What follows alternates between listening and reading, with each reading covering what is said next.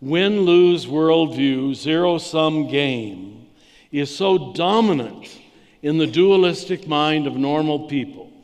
First of all, it's all a game of winning and losing, which is a poor way of defining reality. But the only way we can really win is to make sure there are losers. Right? A zero-sum game demands losers. There have to be. And it's amazing how we take some kind of happy delight in this. I mean, all you need to do is build one more stadium in any American city, and the millions of dollars will be there, always. Because that framing of reality for another soccer team, football team, baseball team, we like that. We like winners and losers, so much so that at this point in our history, one could say, if Descartes said, I think, therefore I am, the American mind now is, I win, therefore I am. I mean that. That is not an exaggeration. I win, therefore I am. And not revealing the other side of that equation. Whenever you think that, there have to be losers. So you see why that interpretation of the gospel, even though it's no way validated in the four gospels, was quickly taken on by early Christianity. Well, it took a few centuries, but we're going to see how we got there. So, ascending top-down religions love a top-down worldview. Protect the top, make sure the top is winning, and it just so happens that'll make a lot of other people lose. But we don't know, unless we're transformed by grace, we don't know really how to think win-win. And I would say that's a high degree of Christians too. It's not your fault. No one ever told us, because I was presented in the first grade with heaven and hell. It made a nice dualistic explanation to keep little boys from doing bad things. Did it have much to do with Jesus? I don't think so. But when we frame the whole world that way, that's the way we framed reality. So Walter Wink called it a worldview of domination.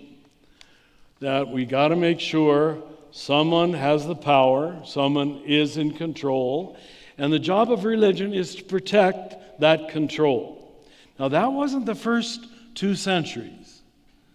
The first 2 centuries, I mentioned it yesterday, was the Desert Fathers and Mothers, with these simple little stories about transformation and prayer and purity of heart.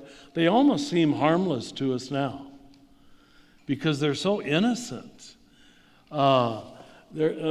Systematic dogma and doctrine and morality hasn't emerged yet. And I'm not saying that's bad.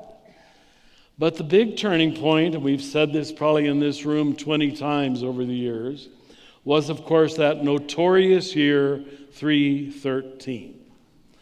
So in the year 313, after being kicked around for several centuries, Christians naturally get tired of being kicked around.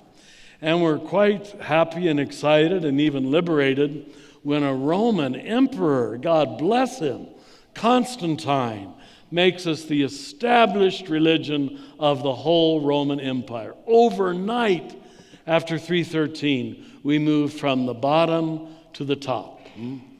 Now, we Roman Catholics were never really told that, but that's one of the reasons we're called Roman Catholics. We were that first great appearance, of this new alignment. And we can prove scripturally that after 313, certainly in the 400s, 500s, the next centuries, you want to know what is the least quoted part of the New Testament? The Sermon on the Mount. You can't talk about loving enemies. You can't talk about not taking oaths. That's loyalty systems that hierarchies depend upon. You can't talk about turning the other cheek.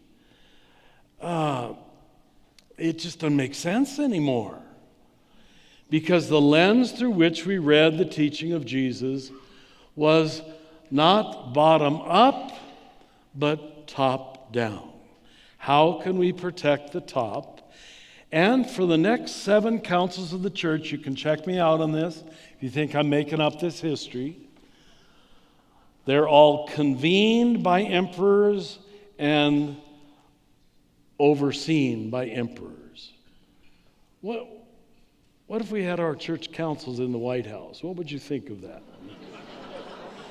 How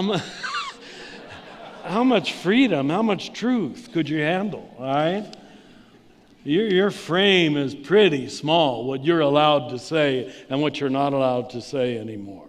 This wasn't done maliciously.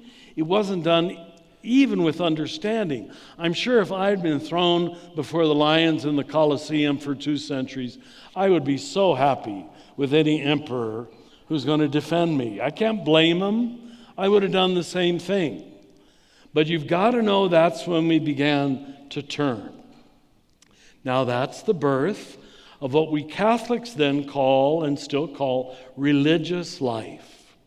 After 313, masses of more sincere, I don't know what else to call them, they said, we're not going to take this watered-down version we're hearing in the churches of Rome and Milan every Sunday.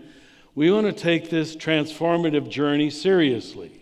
And they went off primarily to Egypt, Syria, Palestine, and eastern Turkey, which is called Cappadocia. That was the birth of what eventually was called monasticism. There's no evidence of monasticism in Jesus. We have a hard time justifying this whole thing. If you want to find, well, we found quotes that fit. But that's some of the reason we got into this trouble. We don't see Jesus pushing celibacy, our men living separate, our women living separate. He's preaching good news for all the people. But once that becomes so watered down, and it's just saluting the emperor instead of the Lord Jesus, whole groups become a different level of Christianity. I don't know what else to call it. And that lasted not just until the Reformation, but until our time. And I'm a product of it. I'm not saying it's completely bad. Look, it produced me. Isn't this one? Forgive me. Because sometimes it's good to be off to the side of the whole game. And that's where we serve very often in a prophetic role, that we didn't buy the mainline orthodoxy because we knew it had been watered down.